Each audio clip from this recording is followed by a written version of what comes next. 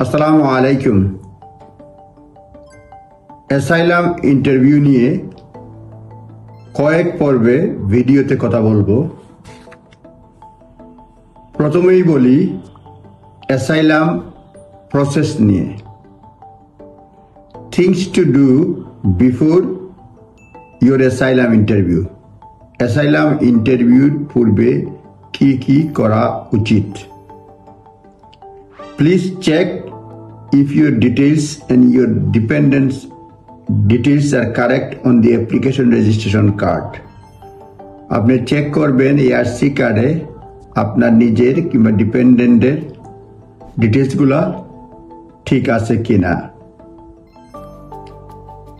কিংবা পেপার ওয়ার্কগুলো আপনি দেখবেন, যেমন নাম, date of birth, place of birth, nationality, gender, contact details যেমন address, email address, phone number.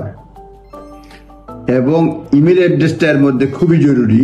An updated personal email address is essential for creation of e visa.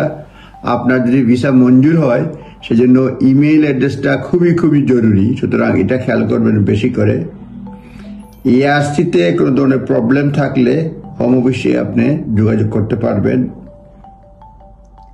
আপনার asylum claim withdraw হয়ে যেতে পারে আপনি যদি হোম অফিসের সঙ্গে contact রাখতে ব্যর্থ হন, কিংবা আপনি অ্যাসাইলাম ইন্টারভিউতে উপস্থিত হতে ব্যর্থ হন, কিংবা কোনো রিপোর্টিংয়ে না যান, যদি না কোনো অবস্থা সৃষ্টি হয় যেটা আপনার কন্ট্রোলের বাইরে। অর্থাৎ আপনি অ্যাসাইলাম ক্লেম করেছেন, অ্যাসাইলাম ইন্টারভিউতে আপনি যান নাই বা রিপোর্টিংয়ে যান নাই, তাহলে আপনার অ্যাসাইলামটা উইথড্র হয়ে যেতে পারে। অ্যাসাইলাম ইন্টারভিউ রিপোর্টিং যদি হন, উইথড্রন মানে এটা প্রত্যাহার হয়ে গেছে, মানে এটা কনসিডার করতে পারে, বিবেচনা করতে পারে, বলছে ইয়েস এটা উইথড্র করা হলো। অ্যাসাইলাম সাপোর্ট আপনি রিসিভ করতে পারবেন।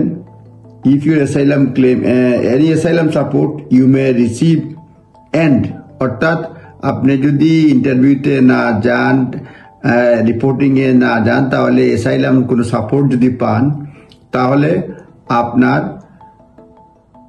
এই সাপোর্টগুলোর জন্য মানে যদি অ্যাসাইলামে উইথড্র হয়ে যায় তাহলে সাপোর্টগুলো বন্ধ হয়ে যাবে। Any asylum support you receive may end your asylum claim is withdrawn. আপনার অ্যাসাইলাম ক্লেম উইথড্র হয়ে গেলে আপনার সাপোর্টও বন্ধ হয়ে যাবে। ধন্যবাদ।